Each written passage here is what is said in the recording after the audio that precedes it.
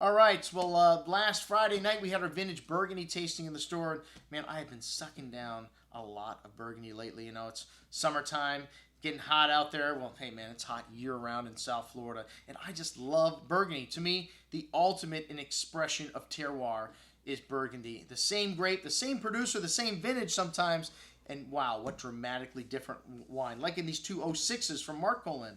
You know, the Champagne, and this, you definitely notice the riper, more forward fruit in that wine, and the Cailleret, that stone kind of underlying minerality and that zesty acidity really shining through in that wine. But, you know, the real winner for me tonight at this tasting was the 1999 Paul Pernod Bienvenue Batard Montrachet. I opened up a second bottle. That's right, folks. You come to a wine watch tasting, you are going to get to try the money wine. Not once, but twice, maybe three times. I don't know. We did have someone pour a rather large glass of it at the end of the night, so I apologize if you didn't get to try it three times, but everyone should have had at least one or two shots at it. 1999, a fantastic vintage for white Burgundy. There's some people that believe there's this pre-mox issue with Burgundies from the late 90s and, you know, some from the early part of the last century. You know what? The last decade, you know, not really. My opinion, I mean, I haven't experienced a lot of problems with the wines on my shelf. The 2002 Etienne Sauze, Polini Montrachet Lagarine, maybe showed a little bit of oxidation, but you know, great wines go through these periods where they drink good and they shut down. And I think maybe just a little bit shut down some of these Burgundies in their 10-year-old peak. You know, 2002 was the next great vintage for both white and red from 1999.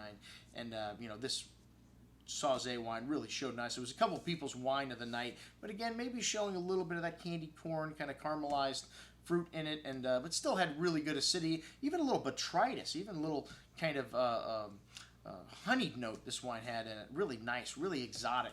The two 2001s, we got a little tired, you know. Sorry, they were starting to get a little tired, I think, and hey, there are people that like vintage whites, Ray. You know who you are.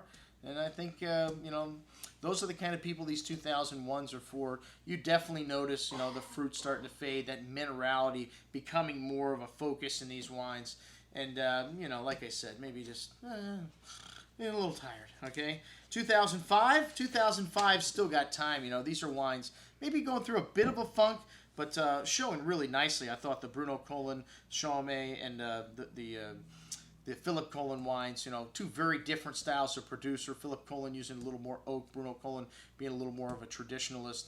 But both of these wines, you know, really showed nicely and showed they've got legs, man. These wines are going to be around, I think, 10 years from now, the 2005 whites. And 2004 also, man, the Michel Colin Delager, everything was Premier Cru tonight, or Grand Cru, En Remy Premier Cru.